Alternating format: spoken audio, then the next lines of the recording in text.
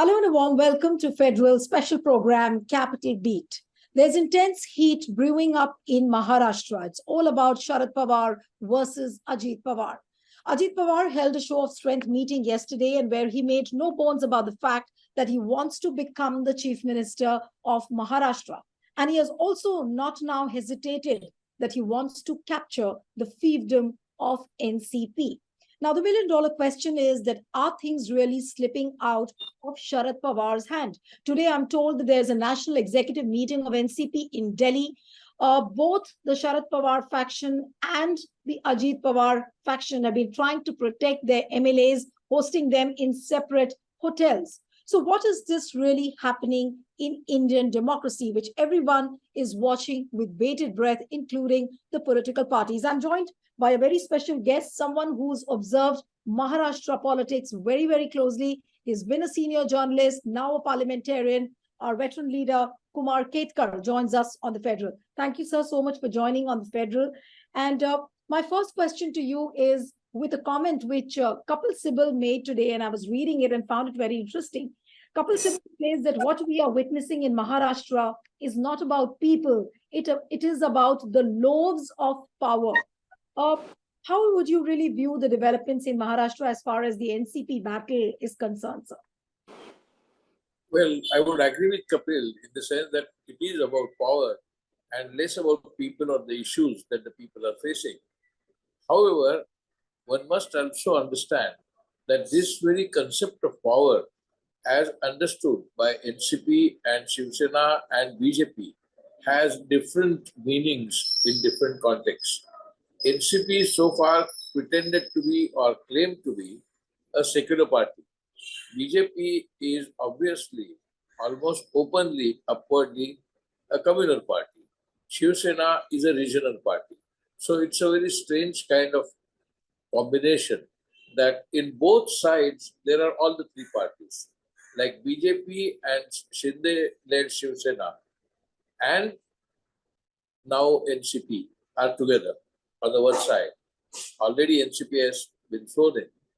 On the other side is NCP led by Sharad Pawar, Congress, and Uddhav-led Sena. So actually, on both sides, it is the similar formation or same formation that is taking place. So obviously, it is primarily about power, but that power actually is emanating from various aspirations of various classes, castes, communities in Maharashtra, in different regions. Sharad Pawar has been a long distance runner. Sharad Pawar has been the most consistent politician for last more than 60, 70 years. And now he is facing a challenge for his life. But I don't think, as many people, many commentators feel, that he is finished. I don't think he's finished. Sharad Pawar will continue to fight, will continue to hold some kind of influence on Maharashtra politics and perhaps be a big challenge to Ajit's aspirations or Ajit's ambitions. So I think the show is not over. Perhaps this is only a second act. The third act is yet to be played. Once the BJP wants to get out of Shinde Sena and once Shinde is removed as per the BJP privately wishes, perhaps Ajit Pawar will be the chief minister or somebody else from the BJP will be the chief minister and Ajit again may have to play second fiddle. So I think everything, the third act or the fourth act remains to be seen. Right. But Mr. Ketkar, you said that the third or the fourth act is yet to be played out, and all the political parties, very interestingly, they know that this could be the end game and this could happen. Say, for example, Shinde would know by now very clearly that Shinde can be out anytime. If not for a few months, then maybe ultimately by 2024, he would see himself out of the chief minister's chair. Similarly, Ajit Pawar also knows that, this is not a very long-term relationship, which he's looking at with BJP. Now, knowing these angularities, knowing these discrepancies, which might arise later, how long would this relationship last? Is it just going to last till 2024, or you see some kind of a longer relationship, getting sustained between the three partners? Longer relationships with anyone are totally unlikely because there are two unpredictable factors. One unpredictable factor is the Supreme Court judgment on the disqualification issue. If the 16 MLAs are disqualified, led by Shinde, then naturally the situation in assembly, the configuration assembly changes. If in 2024 the results do not go in favor of the BJP as BJP wants, again the situation changes. So everything depends on these two unpredictable factors, and these two unpredictable factors will actually manifest in its political fallback in 2024 or just before 2024. So it is extremely difficult to say whether this is an end game. This is not an end game. This cannot be an end game because end game has to come after 2024 elections. But Mr. Ketkar, what I want to ask you is that many people are discussing the fact that Sharad Pawar might join hands with BJP. Now, do you see that happening as a probability at all, or his design is very well cut out that he has to be with Maharashtra Vikas Aghadi? He will side with the opposition parties? Well, the reason why many people feel that Sharad Pawar may join hands with BJP, there is a past. Sharad Pawar's past is extremely complicated. Sharad Pawar was very closely associated with the Vajpayee government. He was the chief of the disaster management group and had cabinet status and had full respect of the BJP under Vajpayee. BJP also respected Shiv Sena and Congress and Rashtrawadi, not Congress, Rashtrawadi Congress and Shiv Sena even after Modi came to power. In fact, Modi publicly said that Sharad Pawar is his guru. However, Sharad Pawar said he is not his shishya. Modi is not his shishya. Modi is not his disciple. But Modi maintained that Sharad Pawar is his guru. So that kind of bonhomie between Modi and Pawar at personal level, which actually began when Sharad Pawar was agriculture minister and Modi was chief minister, the bonhomie between them, personal, which also reflected politically, began sometime when Sharad Pawar was agriculture minister and Modi was chief minister in Gujarat. Now that bonhomie has continued, and therefore people feel that it is distinctly possible that Pawar may join BJP in future or join hand with BJP. Another reason why people feel that way is in 2014, Devendra Fadnavis led BJP government would not have come to power. BJP Sena would not have come to power, but for the tacit support given by Sharad Pawar to that alliance. That tacit support came by remaining absent at the time of voting. Anyway, that apart, in 2017 again, as Ajit Pawar said yesterday in his speech, there was discussion between Sharad Pawar and BJP, that is NCP and BJP. At one point of time, it was speculated, but that speculation was not baseless. It was speculated that BJP does not want to go with Shiv Sena, it prefers to go with NCP. So in 2017, those negotiations actually took place, and perhaps even in 2019, as many people are saying now, including Praful Patel. However, the situation has changed, and Sharad Pawar is an extremely flexible politician, extremely flexible. He changes his tactics, he changes his positions according to the situation as he understands. That understanding may be wrong, that understanding may have shortcomings, that understanding may be inadequate, but he changes his stance, changes his positions, political positions, as per the situation that he is handling. Today, Sharad Pawar thinks that image of Narendra Modi across the country is extremely down, unlike in 2014 when it was extremely high. So when it was extremely high, Sharad Pawar preferred not to antagonize Modi personally as well as politically, and therefore allowed Devendra Fadnavis government to continue. In 2019, the situation was in between somewhere, but Sharad Pawar did not antagonize Modi or BJP. Today, however, Pawar feels that Modi's image is down, BJP's image is down, and BJP is struggling to keep the government on here in Maharashtra as well as in Delhi. And this is the time to strike a separate line. And that separate line, now today, it is clear he has decided to go with the opposition. Now, his decision to go with the opposition, with parties met in Patna, his decision to go with them is based on assessment of the political situation that Modi will not get absolute majority like before 2014 or 2019, and he may be short of some seats. At that time, Pawar can be approached by BJP again that now that we want some seats and you have some seats, you can NCP can join BJP, hand with BJP. That time Sharad Pawar will see the situation that prevails then and perhaps will change. But today, at least from yesterday's speech of Sharad Pawar has clearly said that Modi's government is communal. He did not use the word fascist, but Modi's government is completely dictatorial, autocratic, and so on to finish all of the forces, all of the parties, all of the leaders, and want to continue on their own strength, entirely on their own strength. Shatapratishat BJP and Shatapratishat Modi. And Modi's style of behavior is what yesterday Sharad Pawar objected to. Even Supriya said the most corrupt government since independence is Modi's government. Now Supriya cannot say this publicly on platform unless she has clear and total support of her father, or rather president of the NCP, current president of his NCP. And therefore I think now the die is cast, and Sharad and Supriya both appear to have taken a position that they will remain in opposition to Modi and BJP. Finally, only one point in this is that if Ajit Pawar, there is a dialectical process in this, if Ajit Pawar and his party continue to remain with BJP, it will be almost binding on the Sharad Pawar and his group to remain anti-BJP, because if they join BJP, just when Ajit is joining BJP or hand with BJP, then that will amount to Sharad Pawar accepting Ajit Pawar's leadership. That is unlikely to happen. Sharad Pawar is a leader and Sharad Pawar will remain a leader. Sharad Pawar will not go under Ajit Pawar's leadership. Ajit Pawar's majority of the people have joined not because of political conviction, not because of ideological understanding, not because of any political approach, but because most of them are actually blackmailed by the Enforcement Directorate or the CBI or the income tax. And because to get out of that blackmailing position, they have joined. So there is a question of blackmail and threat to the NCP led by Ajit Pawar that fortunately today is not affecting Sharad Pawar's decision.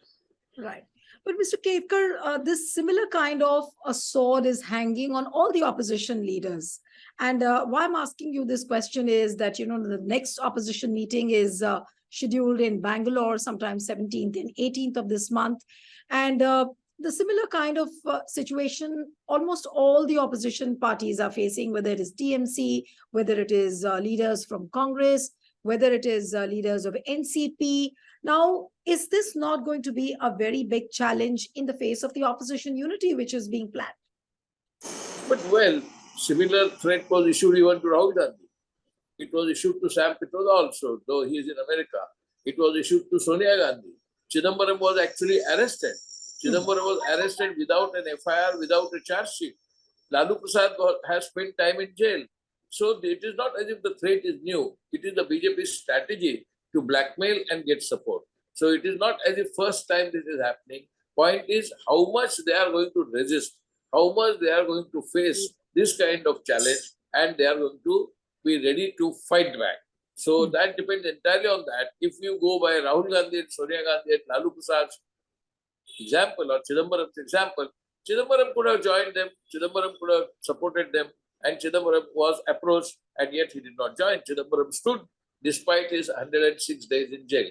So I think there are people who stand for the fight and they will fight. Kapil Sibal did not join. Kapil Sibal fought back despite Kapil Sibal's completely unhappiness with the leadership of the Congress and the High Command. Yet Kapil Sibal has not condemned Congress or High Command completely. He retains totally friendly relationship with Congress. So it is not as if the swords are not hanging. Swords are hanging on everybody's head, including people in the BJP.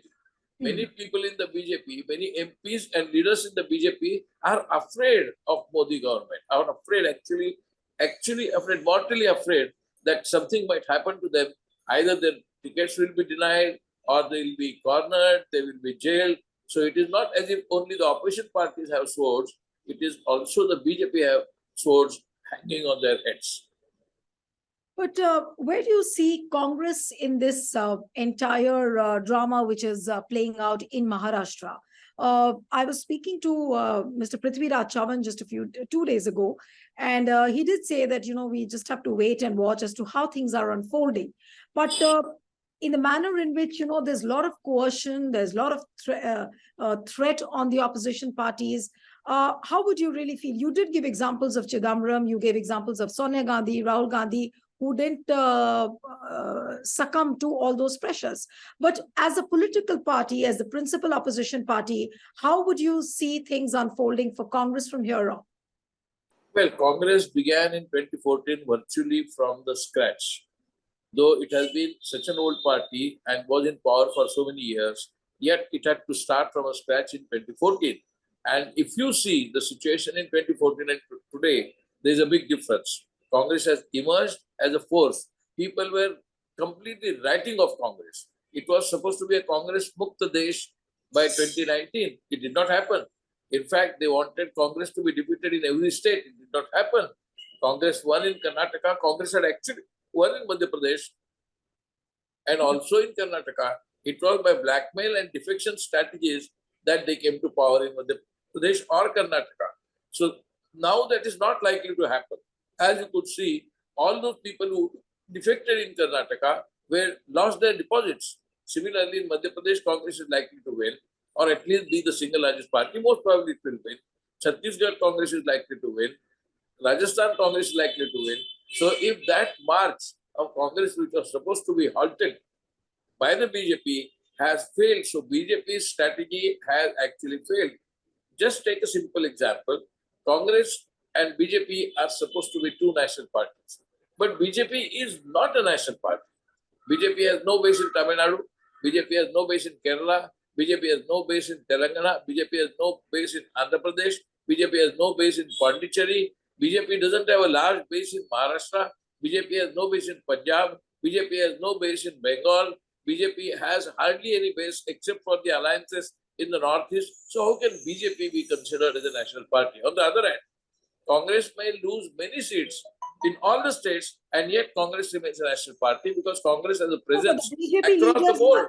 Mr. Ketkar, you're saying that BJP is not a national party, but the BJP spokespersons might just contest what you're saying. Yeah, BJP, let them contest, but they have to prove that they exist in Tamil Nadu on a big scale or even a substantial scale. They have to prove that they exist in Kerala. Kerala, out of 20 seats, 19 seats went to Congress and 1 seat went to CPM. In Telangana, KCR dominates and Congress dominates. In Andhra Pradesh, Jagan Mohan dominates and Congress dominates, not BJP. And the same is true in Bengal, where they thought that Bengal they will come to power. Bengal, they expected something like 170 seats, public record. And so much of threatening was going on, so much of Marabari, Jai Sri Ram and Mamata faced all that and came to power in absolute majority with more seats. In Punjab, AAP won, but not BJP.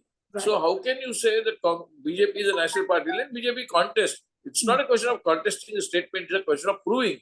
Congress has lost in Punjab and in Bengal and in Tamil Nadu and Kerala, in other states like Andhra Pradesh, but Congress has a base, strong base in each of the states. Congress is a national party in the context of its organizational and support base in all these states. BJP does not have that. BJP, that's why, despite the foundation of RSS in 1925, they did not come to power till 2014 in full scale. Even in 1998 and 1999, BJP had got only 182 seats. So let us not pretend that BJP is a national party. BJP is a regional party of the Hindi states and Gujarat. Only in Uttar Pradesh and Uttarakhand and Gujarat, that is what the BJP's strength is. BJP is not strong even in Bihar. And BJP, as I said, is not strong today, even in Chhattisgarh and Madhya Pradesh, though they are Hindi states. However, in Hindi states, they do have a base, that is Central India. So from what you are saying, are you expecting that BJP's strategy, of course, would be to annihilate and destroy and threaten these regional leaders, so to say, for example, in Telangana, then Akhilesh Yadav in Uttar Pradesh, Mamata Banerjee in West Bengal. Or Mayawati also. And Mayawati, of course. So is that going to be BJP's strategy to annihilate all these regional leaders? And so which way would the battle for 2024 emerge? I mean, like how is it going to evolve there? That is what they want to do. They want to annihilate. And annihilate perhaps even physically, but not BJP can't do that. But the point is, BJP wants to finish all other opposition parties. It is a typical strategy of all fascist autocratic parties to finish all opposition. And that's what Modi and the BJP want to do. The difference between other fascist parties, that like Hitlerite parties, and Modi is operating in a democratic atmosphere.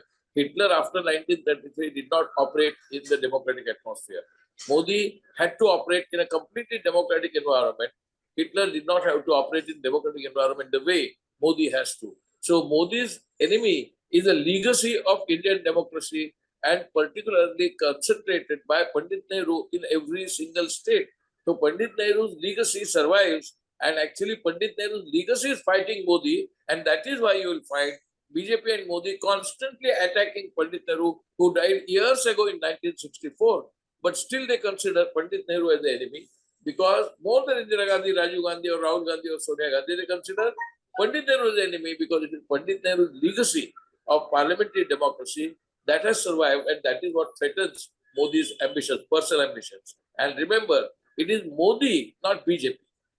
It is Modi and BJP. It was not Vajpayee, it was BJP. In 1998, it was BJP. After 2014, it is not BJP, it is Modi, and therefore it is always called as Modi Shah government. Even Modi himself calls. Modi believes this, Modi believes this, Modi does this, Modi is the only person who fights. In Karnataka, he said openly in public meetings, I was there in Karnataka covering the election, that you are not voting Kamal, you are not voting BJP, you are going to vote for Modi. But so Mr. this, Right. yeah. You've seen decades of politics, and is it not like a repeat of history where people said that India is Indira and Indira is India, and today it's like a same echo that Modi is India and India is Modi? Nobody is saying Modi is India. And in Indira Gandhi's case, that was said only during emergency. And in 1977, elections came and she was personally defeated. Sanjay Gandhi was defeated, and quietly she handed over power. And perhaps you may not remember, you may not be there, but I covered that election. Before election, including Jayaprakash, people used to say publicly that once Indira Gandhi is defeated, she will run away from the country and go anywhere in Europe or anywhere. She will not stay here. She will not hand over the power. That was the perception and the belief and the propaganda in 1977. It was also belief and propaganda that she will not call for elections in 1977 because she had officially taken the permission from the parliament to hold elections in 1978. The elections could have been held in 1978, but she called elections on 18 January 1977. Forget, I don't want to compare Indira Gandhi with Narendra Modi. I don't think that comparison is valid. If Indira Gandhi was indeed dictatorial, she could have declared emergency in 1966, 1967, 1971 when she was at the peak of the popularity, or even in 1973-74. She declared emergency in 75 and vacated the seat in 77 after defeat and came back in 1980. But again, she did not declare emergency or had any autocratic power held in her hands. Whereas Modi, right from 2014, forget 2014, you ask anybody in Gujarat how many assembly sessions he attended, how many assembly sessions are held. There were no assembly meetings in Gujarat. Majority of the time, ever since he came from 2001 to 2014, there were hardly any assembly meetings in Gujarat because he conducted it almost unilaterally, without any opposition, without any assembly debates, even from his own party. So Modi's approach and Indira Gandhi's approach cannot be compared at all. Indira Gandhi was in power from 66 to 77 and again from 80 to 84, and only when she was killed, she disappeared from the scene. So let us not compare Modi and Indira Gandhi. No, but similar kind of things are being said that, 2024, if BJP comes back to power, then of course elections won't happen. If 2024 BJP, for some reason, if it loses, then of course the succession is not going to be very, very easy. All sorts of things are being said about BJP as well. No, but I can tell you from my personal parliamentary experience, the standing committee meetings have meetings, but the committee meetings have been reduced to 1/3. Standing committee reports are not discussed. Such things did not happen during Indira Gandhi's time. In the initial phase, there were no standing committees during Indira Gandhi's time in the first phase. But the point is, there used to be parliamentary debates. Agriculture laws were passed without any parliamentary debate. Sometimes even the budgets are passed without any debate. Such things did not happen. Now, the question whether elections will take place after 2024 is not a question. There can be constitutional amendments. Constitutional amendments can bring about a new form of government. There can be a presidential system brought about by the constitutional changes if BJP has the majority. I do not want to predict who will get the majority. I do not want to say that opposition will win. I do not want to say BJP will win. Mr. Ketkar, if I may ask you to make a comparison between Indira Gandhi and Modi in terms of who is more democratic, what would you really say?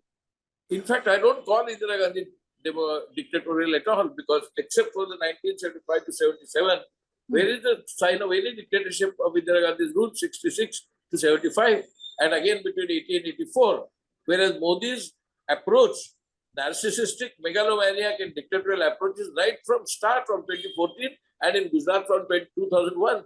So I don't think the comparison is valid. Indira Gandhi remained democratic. She attended parliament even in defeat. She attended parliament. She was the leader of the opposition in 1977 and she attended the parliament. Right. Right. But if I may ask you about 2024 elections, of course, there's a lot of homework to be done, a lot of groundwork which the opposition has to do. And do you think that the opposition will be able to build up a narrative which will be credible for the people? Will they find, will they be able to project themselves with a credible alternative and which can be an effective counter to what Modi has been saying?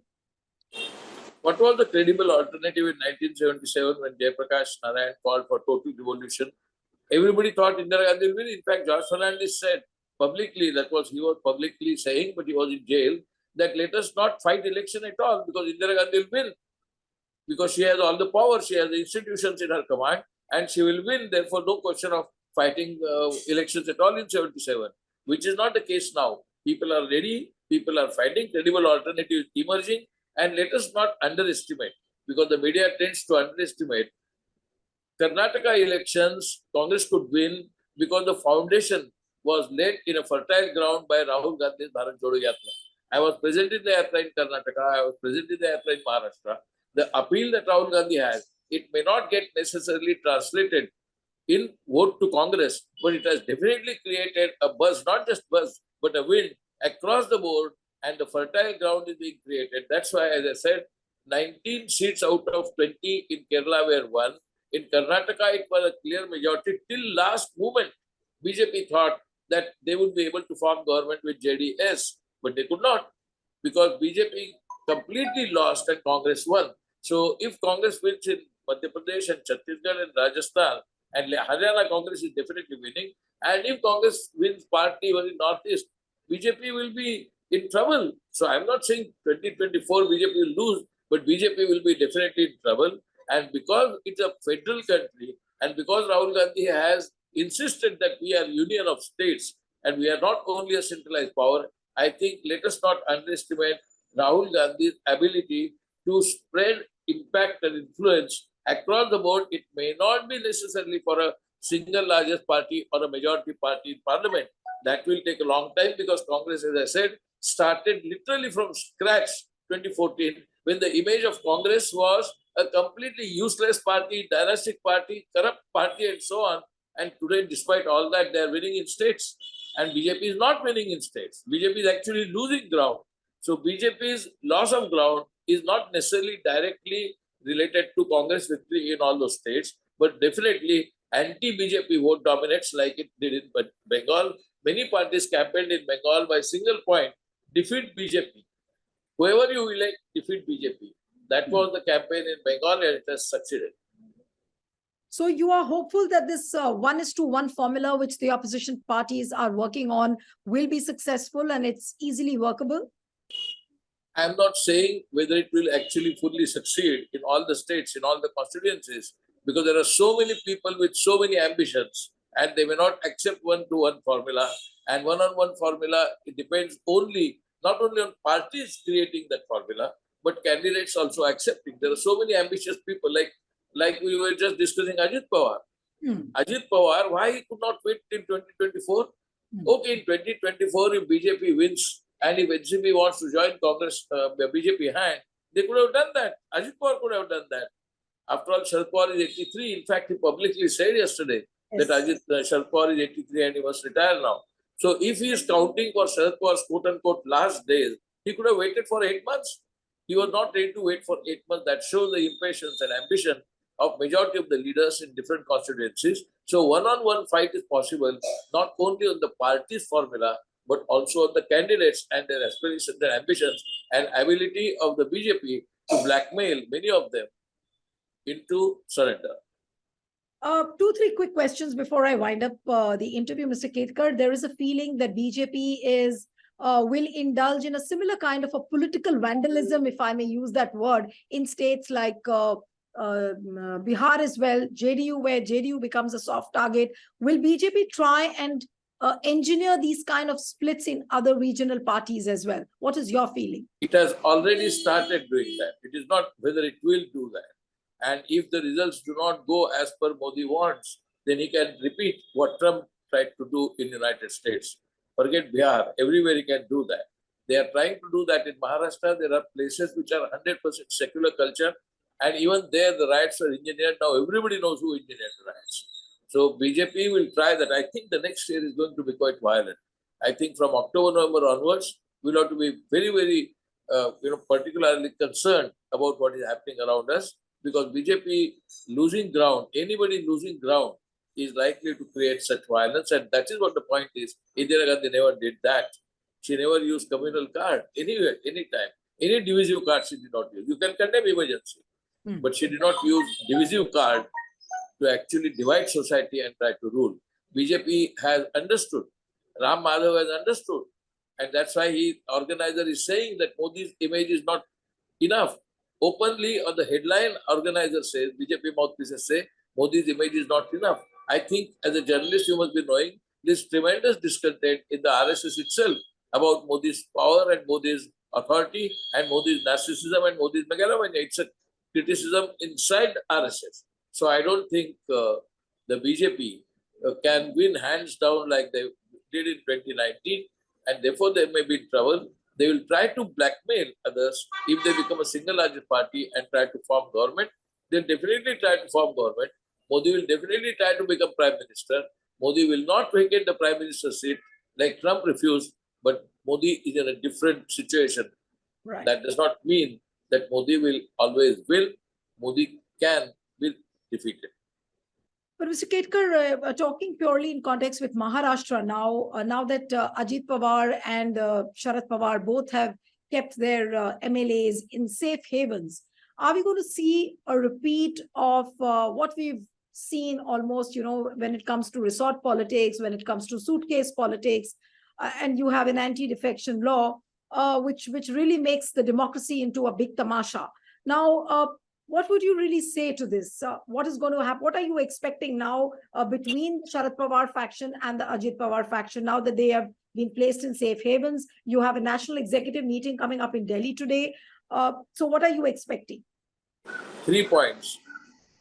As many people unfortunately say that Sharad Pawar is finished, let me say Sharad Pawar is not finished.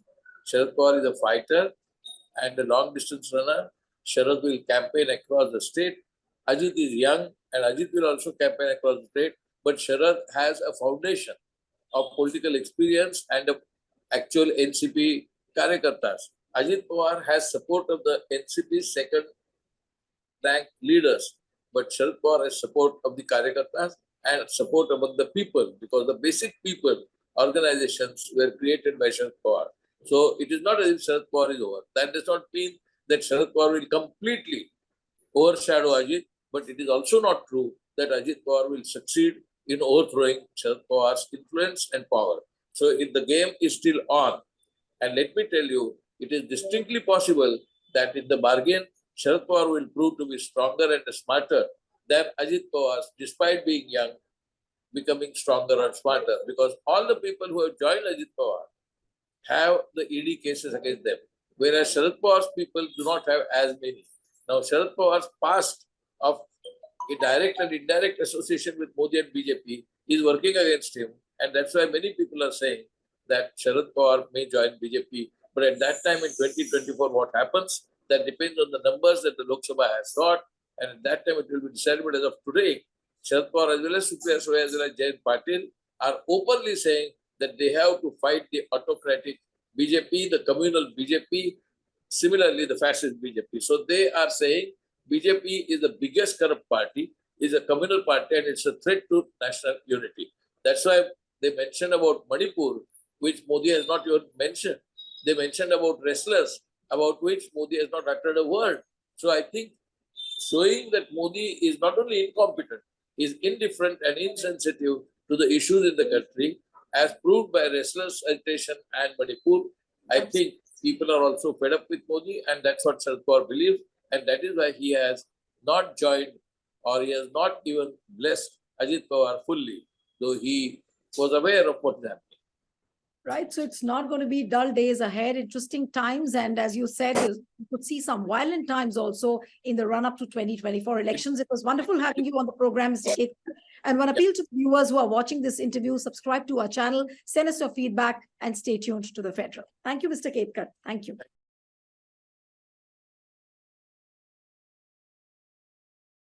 Subscribe to the Federal's YouTube page for more news and updates.